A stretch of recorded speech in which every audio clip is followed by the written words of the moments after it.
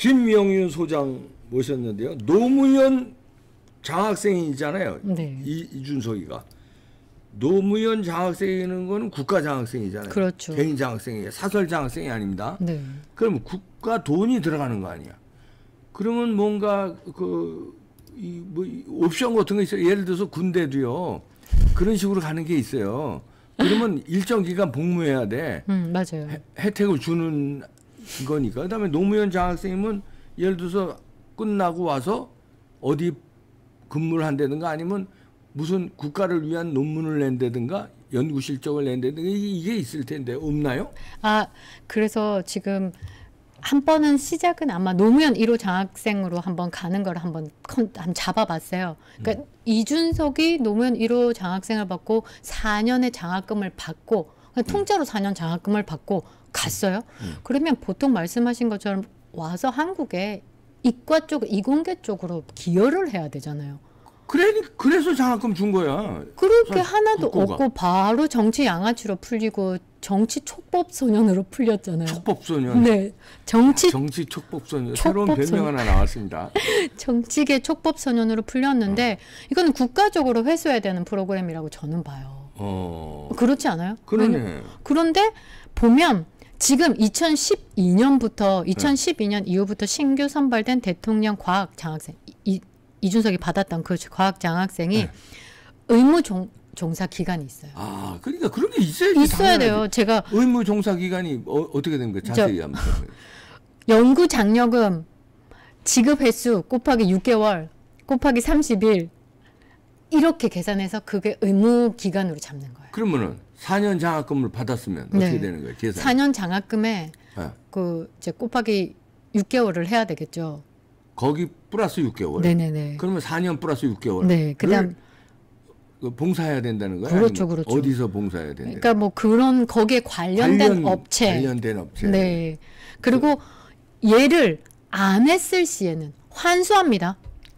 아, 장학금을 환수해요? 네. 그거 안 했을 때? 안 했을 때는 왜냐면 이렇게 장학금 받고 뭐 의대로 빠진다든지 의대도 이과 쪽이긴 하지만 사실 과학이라는 멘트를 아니지, 달고 이거는. 가는 거기 때문에 과학이면 과학으로 풀려야 되는데 돈 받고 의사로 빠지는 거는 국가로서도 돈도 손해고 그 그렇지. 인력에 대한 그럼 걔가 아니면 의사로 빠질 애가 아니면 다른 순수 과학할 사람을 줄 건데 TO를 차지한 거 나쁘고 그다음에 거기에 돈을 들였는데 의사 하려고 돈 들였어? 그러니까 국고를 그런 데 쓰면 안 되지. 네, 그래서 차단을 한 게 제대로 안 풀렸을 시에는 환수 조항이 이제 생겼어요. 그래야지. 환수. 환수 조항이 생겼는데 환수도 뭐 90일 안에 환수를 안 했을 시에 그 국가에 이자 붙는 거 있잖아요. 이자 붙는 것처럼 이자가 붙어서 이제 환수를 해야 되는 거고 굉장히 독하게 그 조항이 까다롭구나. 인제는 생겼어요. 환수 대상 지정 이공계 이외의 분야로 전공을 변경한 경우. 아, 이공계 이외로. 쉽게 얘기하면 이준석을 기준으로 하버드 갔어요. 맞죠? 장학금 받고. 장학금 받고 노무현 과학 장학생 1호로 갔어요. 컴퓨터 사이언스 공부했는데 세상에나 중국어만 연락 공부하고 왔어. 그게 6과목인가 봐 된다며. 네, 8과목인가 제가 8과목인가 된다며. 네. 그때 한번 소개했죠. 네, 성적표 한번 띄워주실 건데 그러니까 그렇게 됐어. 그렇게 되면 얘는 환수 대상인 거예요. 그러네. 그 당연한 거죠. 아니 근데 문제는 준석이 때도 그런 조항이 있었어요? 아니요. 2012년부터 생겼어. 아, 준석이 때는 없었구나. 네네네. 준석이 때 없었기 때문에 준석이 때문에 이런 게 생겼네. 그럴 수도 있죠. 이거 줬더니 이놈이 이게 헛짓거리하네. 그래서 생겼을 수도 있네. 정치 낭인으로 빠졌네. 그다음에 의무종사 인정 분야에서 종사하지 않거나 미취업 장학생. 이준석이잖아요. 미취업이잖아요. 취업을 어디다 했어요? 지금 두시 청년 정치 촉법 소년으로 지금 계속 지금 10년째 하고 있고 환수 전액 환수해야 됩니다. 이제 이런 것들이 지금 조항에 미취업했을 때는 생긴다는 거죠. 그러니까 이준석은 실제적으로 그런 조항이 생겼구나. 네. 그리고 그 다음에 중요한 게 뭔지 아세요? 네. 연 단위로 성적표도 한국에 보내야 되고. 매년 성적표를. 네. 논문도 보내야 되고. 그러니까 제가 볼 때 제가 논문이 검색됐다고 했잖아요. 요게 그러니까 우리가 한번 생각해 보면 요게 한 4년을 나라돈 받고 하버드에 갔어요. 네. 하버드에 갔는데 1학년, 2학년 들어가 보니까 어려워요. 그러면서 성적표를 제가 나중에 한번 싹 보내드릴 건데 이거 어쨌든 졸업은 하고 쪽팔리지는 않게 해야 될 것 같은데 힘들어요. 그래서 2학년 때 하버드 2학년 때 한국에 들어와서 유승민 변호사 2학년 때 네, 했어요? 국회의원 사무실에 이제 인턴을 하면서 머리를 쌈맸겠죠. 야, 너 하버드 대학교 가서 공부 좀 하랬더니 공부를 이따위로 하고 있어. 일단 그러면 졸업에 관련된 요건만 갖추자. 이렇게 해서 에라이 모르겠다 해서 논문을 대충 던지고 온 것 같아요. 근데 이번에 발견된 논문이 그동안에 왜 못했는지 알았어요. 그동안은 키워드를 뭐 컴사 쪽으로도 잡아봤고 이코노믹 쪽으로도 잡아봤는데 안 나오는 거예요. 안 나와서 이거는 도대체 뭐지? 이거는 도대체 뭐지라고 했는데 예전에 첫 번째 그 노원에서 이제 국회의원 나올 때 어떤 인터뷰를 했냐면 어릴 때부터 지하철 기관사가 꿈이었어요. 대학 졸업 논문도 기차 관련 연구예요. 라는 화면을 캡처 찾았어요. 이거 화면 한번 기차에가 관심이 많네. 네네네. 그래서 왜 갑자기 기차냐? 이거를 본 거예요. 어릴 때부터 지하철 기관사가 꿈이고 네네네. 대학 졸업 논문도 기차 관련 연구예요. 네. 그래서 제가 키워드를 바꿔봤어요.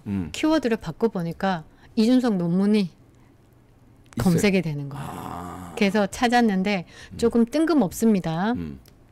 논문이 컴퓨터 사이언스 공부했는데 지하철 관련 논문을 썼구나. 졸업 논문을. 네, 그러니까 근데 전체적으로 시작 전에 한번 이야기해 보면 컴퓨터 사이언스에도 하버드, 경제학도 하버드. 네. 근데 뜬금없이 지하철 관련. 네, 응용 과학 쪽으로, 공학 쪽으로, 네, 이거예요. 이거는 이게 보면 지하철 노선 설계와 경제 타당성 분석이에요. 그러네요. 저는 경제 분석에 대한 경제 분석? 한국의 경제 분석? KDI 생각나는.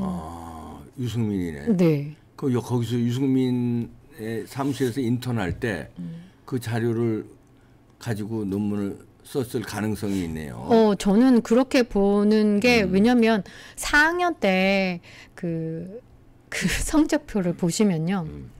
이제 요거는 이제 논문에 대해서 검색이 되는 부분 캡처를 했고요. 요 다음 사진을 보시면 여기 있습니다. 카버 사이언스 라이벌이라는 곳이 있는데 하버드 내에는 한 100개 정도 라이벌이가 있어요. 100개 이상이 공부하는. 근데 얘는 창고예요. 창고. 거기에 공부 자료로 쓰이는 책이 아닌 책들을 창고에 보관하는 거예요. 그래서 여기에 검색이 되는 거예요. 여기에 딸랑 한 권 있다. 카탈로그식으로. 근데 보통 논문을 학술 게재를 하면 내용을 다 볼 수가 있잖아요. 네. 안 봐줘요. 그냥 학술 게재를 안 한 거예요. 그러니까 대학 졸업도 학술 게재해야 하나? 그러니까 논문을 썼다면 학술 게재를 당연히 졸업 하는 논문은 학술 게재를 하나? 그다음에 지금 대학원 같은 경우도 과제 요즘에는 과제를 하면 그 교수님이 그 사이트를 주셔요. 거기다가 과제를 띄우면 이렇게 논문 형식으로 과제가 계속 보관이 되는 거예요. 그래서 그 과제도 함부로 하지 마라. 왜냐하면 10년 뒤에 본인이 어떤 자리에 있을지 모르는데 그때 논문이 검색될 수도 있다. 엉터리 개발세발한 논문이 검색이 되면. 그러니까 그래서 그런 거 있잖아요. 어디서 짜집기 하지도 말고 어려우면 어려운 대로 본인의 이야기를 적는 거지. 괜히 어디서 짜집기 해서 한 10년 뒤에 논문 그것처럼 하지 마라. 이재명처럼 막 그런 식으로 하지 마라. 그러면서 그렇게 준단 말이에요. 그리고 한동훈 자녀도 고등학교 때 논문을 게재를 했어요. 그때 이제 한번. 네. 너무 그건 훌륭하다며. 그래서 의학 쪽이냐 생명과학 쪽이냐에 대한 그 질의를 한 부분에 의학 쪽이면 그 임상 실험이 있어야 되니까 여기가 부족하니까 생명학 쪽으로 빠져라 해서 학술지 논문에서 온라인에 다 떠요. 하물며 고등학생도 논문을 게재를 하면 뜨는데 하버드 대학생이 졸업 논문이 학술 게재를 안 해서 안 뜬다는 거는 문제가 있는 거예요. 그래서 그 내용이 보면 저는 서울 새로운 지하철 노선의 설계 및 경제 분석 경제 타당성 분석인데 우리 저번에 알다시피 그 이 다음 페이지 네. 사진에 보시면 다다음 네 요거 보시면 이게 뭐예요? 성적표 네. 네. 3, 4학년 것만 한번 봅시다. 네, 3, 4학년 것만 보면 보통 이때 논문의 움직임을 하니까. 요게 3학년이고 요게 네네네. 4학년이에요. 예. 네. 2005년, 2006년, 네. 3학년. 예. 근데 보시면 빨간 줄이 중국 관련된 거예요. 예, 중국이네요. 네. 차이는. 요게 이코노믹도 있고 컴퓨터 사이언스도 있어요. 네네. 근데 줄을 꺼놨는데. 빨간 게 2개. 네. 중국 거 네. 관련된 거. 그다음에 4학년 때 보면 빨간 거가 하나, 둘, 셋, 네 개가 있고. 빨간 게 중국 게 하나, 둘, 셋, 네 개가 네. 있네요. 그다음에 뭐 리터라테 그쪽 그거 일본 파나도 일본 있고. 게 하나가 있고. 네. 중국 거 네 개, 이렇게 일본 거. 이렇게 여유로운 4학년 때 미국에서 서울의 경제 타당성 조사를 했구나. 그래서 이 논문이 가능했냐라고 다시 묻고 싶은 거예요. 경제 타당성 조사를 하려면 그 표본을 그 데이터 분석을 해야 되잖아요. 그러니까 그거를 어떻게 미국에 있으면서 한국을 하냐. 전 그게 너무 궁금한 거예요. 그다음에 아니, 쉽게 논문 쓰려고 그랬겠지. 쉽게.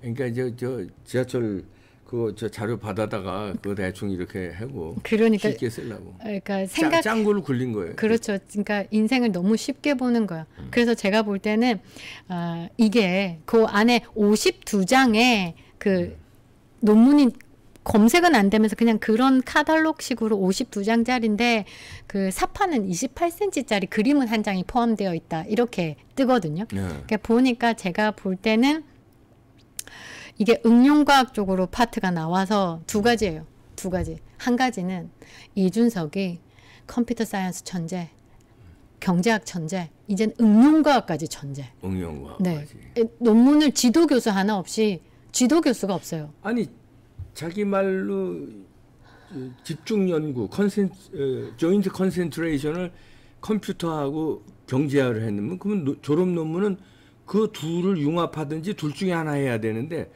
또 전혀 생뚱맞은 지하철 관련 그쪽으로 했다는 게 응용과학 쪽으로 하는. 네, 그래서 그쪽 파트를 아예 정해놨더라고요. 파트가 공학 및 응용과학 분과로 이 논문 그 카탈로그 논문이 이제 그 도서관의 창고에 그 분과 응용과학 분과의 책이 한 권이 꽂혀 있다. 응용과학 네, 분과에. 그러니까 두 가지 중에 하나요. 하나는 진짜 컴퓨터 사이언스 천재, 이코노믹 천재, 그다음 응용과학 분과 쪽에 지도교수 하나 없이 논문 쫙 쓸 정도로 그것도 천재. 3, 4학년 때 하버드에 있으면서 서울의 경제 타당성 조사까지도 가능한. 근데 2학년 때 유승민 의원실에 인턴으로 했다더라고요. 2학년 때. 네네네. 그러면 거기서 유승민 의원이 이제 KDI 출신이고 경제 쪽이니까 그랬을 가능성을 우리가 의심할 수 있네. 네, 그래서 유승민 의원실에 있으면서 자료 받은 거 가지고 가서 그거 대충 이렇게 요리했다. 그래서 저는 만일에 의심하는 겁니다. 이 지하철 노선 본인이 썼던 이 논문의 지하철 노선표가 정말 서울의 7호선과 똑같다면 그 사파 28cm 있잖아요. 그게 너무 알고 싶은 거예요. 왜냐하면 본인이 썼던 논문이 정말 7호선의 노선표와 비슷하다면. 그 7호선 개통되기 전이에요, 그거? 네. 그러면 뭔가 내부 자료를. 그렇죠. 그래서 두 가지 중에 하나다. 또 하나는 서울 지하철 공사의 내부 보고서와 경제 타당성 조사에 대한 보고서를 일로 갔던지 아니면 이준석의 논문을 보고 이게 만일 열었을 때 갔다라고 하면 이준석의 논문을 보고 서울 지하철 공사가 가져갔던지 둘 중에 하나가 아닐까. 야, 이거 아이디어 좋은데 하고 지하철 공사가 야, 이대로 우리가 저 설계를 하자 해서 네. 가져갔던지 네. 아니면 준석이가 서울 지하철 공사 설계도를 어떻게 누구를 통해서 아니 그건 일반인은 그 설계도가 검색이 그 당시에는 안 된 시절이었나? 보통 그 내부 보고서니까 뭐 누가 보겠어요? 그리고 일반 국민들이 그 지상에 공사하는 것만 신경 쓰지 내부에 어떤 노선으로 깔고 있구나 뭐 우리 동네 지하철 들어오는데 이 정도만 알고 있지 지하철 노선의 뭐 경제 분석 얘가 일로 갔을 때 그 지역의 경제가 어느 정도 움직일지에 대한 분석을 한다 이런 것들은 기관에서 해야 되는 거고 개인이 한다는 건 자체는 굉장히 얘는 원희룡 국토부 장관을 넘어서는 이 정도면 원희룡 제끼는 스타일이죠. 왜냐면 거기 하버드에서 이 지하철 노선이 이쪽으로 갔을 때 이 지역의 경제가 어느 정도 붐을 일으킬지에 대한 타당성을 조사를 한다. 그거를 하버드에 앉아서 중국학을 공부하면서 중국학을 무지하게 빨간 게 지금 보니까 2, 3, 4학년에 돼 어마어마하게 이게 몇 개야 지금 중국계 하나, 둘, 셋, 넷, 다섯, 여섯, 일곱, 8개를 중국 걸 들었네. 네, 그리고 일본 파나가 있고 뭐 네네네. 와. 그리고 그 다른 뭐 정말 전공이라고 하는 컴사보다 더 수업을 많이 들었어요. 컴사보다 더 수업을 많이 들었고, 그러니까 저는 제일 궁금한 거예요. 그 왜 갑자기 토목 응용과학적으로 논문이 나왔냐? 그 다음에 그 카탈로그 안에 지도 교수가 없어요. 그러니까 지도 교수 하나 없이 그냥 논문이라도 획 던진 게 아니냐. 저는 확인이 온라인상 구체적인 내용에 대한 확인이 불가능하나 그러니까 지하철 공사의 내부 자료 아니면 KDI의 계획서로 추정을 하고 있다. 저는 그렇게 보고 있는 거죠. 3학년 때 보니까 여기 네. 여기 통계도 있네. 그럼 통계도 이 3학년 때 공부한 놈이 부정선거 없다고 이 단언을 해. 이놈이 이거 통계도 여기 하나 한 과목이 있네.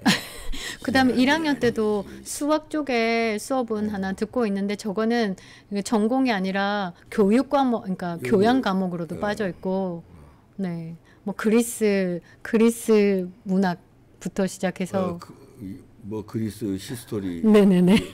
그리스 역사도 있고 뭐. 그러니까 제가 왜 이거를 성적표를 본인이 공개한 성적표를 열었냐면 제일 오른쪽에 not official이라고 얘기했잖아요. 네. 이 사인도 없고 실도 없기 때문에 이거는 공식적인 서류가 아니니까. 왜 이거를 오픈했을까? not official을. 그러니까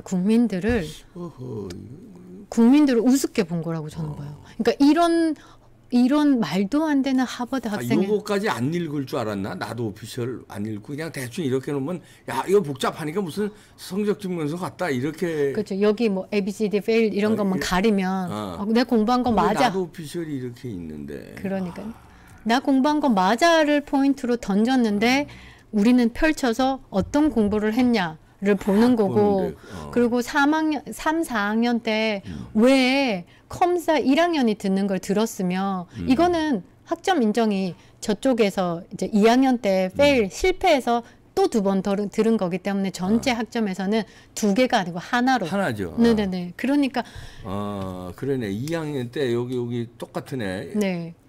컴퓨터 사이언스 165, 컴퓨터 사이언스 4학년 때 165. 그러니까 여기서 페일 돼가지고 실패해가지고 낙제해가지고 여기서 다시 들은 거네. 네, 그러니까 그냥 한 과목을 2번 들었네. 국민들에게 그냥 나 성적 이래 여기 A, B, C, D, F만 가리고 그러면 국민들이 그냥 넘어갈 거라고 생각을 한 건데 요즘에는 그 뭐라고 해야 되지?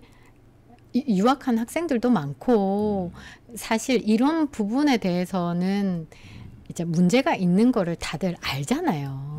그러니까 그리고 지금 95년, 94년생 같은 경우는 이제 시스템이 완벽하게 잡혀 있어가지고 이준석이 그 아까 얘기했던 CIP 코드라든지 이런 부분에 대한 설명을 못하는 거에 대해서는 내용을 완벽하게 알아요.